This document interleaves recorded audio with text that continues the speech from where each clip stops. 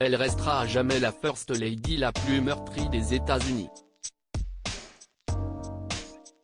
Jacqueline Bouvier, dite Jackie Kennedy, a aussi été l'épouse d'Aristote Onassis, décédé il y a 48 ans jour pour jour.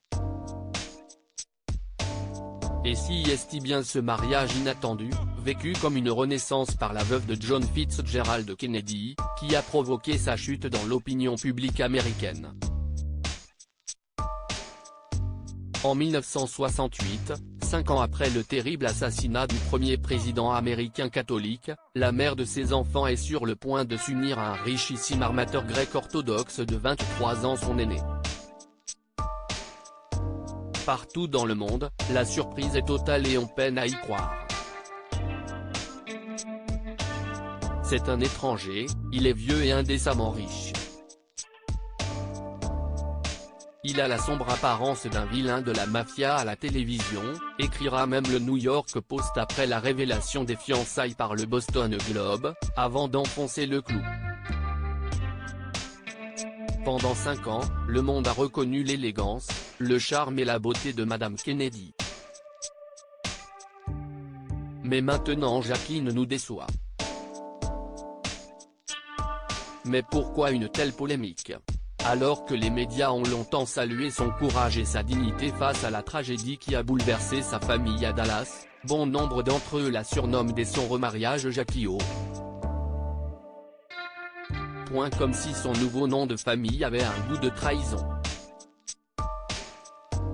Supérieur à Jackie Kennedy, retour en images sur l'évolution mode de l'ex-First Lady. Un remariage loin du conte de fées. Le pays semble divisé entre ceux qui pensent que la mère de famille est libre de faire ce qui lui chante, et ceux qui crient au scandale en raison de la différence d'âge et de religion.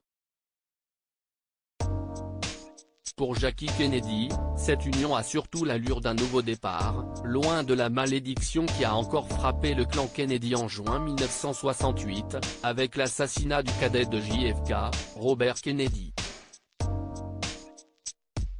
Mais ce qui semble aussi profondément déranger les Américains est le fait qu'Aristote Onassis est un homme divorcé. À 62 ans, l'homme d'affaires se traîne une réputation d'homme à femme. Il aurait notamment vécu une liaison tumultueuse avec la cantatrice Maria Callas quelques mois plus tôt. Coureur de jupons notoire, le 35e président des États-Unis n'était pourtant pas non plus un ange. Les critiques et moqueries n'empêchent pas Jackie Kennedy de devenir Jackie Onassis, lors d'une réception grandiose organisée sur l'île de Scorpios, à mi-chemin entre l'Italie et la Grèce. Les années qui suivent, l'ex-première dame voyage, apprend quelques mots de grec, et s'éloigne peu à peu de son mari. Et pour cause, elle ne s'entend pas avec ses beaux enfants, Alexandre et Christina. Le mariage de Jackie O. prend une tournure dramatique à la mort accidentelle de l'aîné en 1973. Aristote Onassis prévoit de demander le divorce lorsqu'il apprend que ses jours sont comptés. Le milliardaire décédera de la myasthénie, une maladie neuromusculaire dégénérative, près de sa fille en 1975, à l'hôpital américain de Paris, tandis que Jackie, elle, a fait en sorte d'être à New York.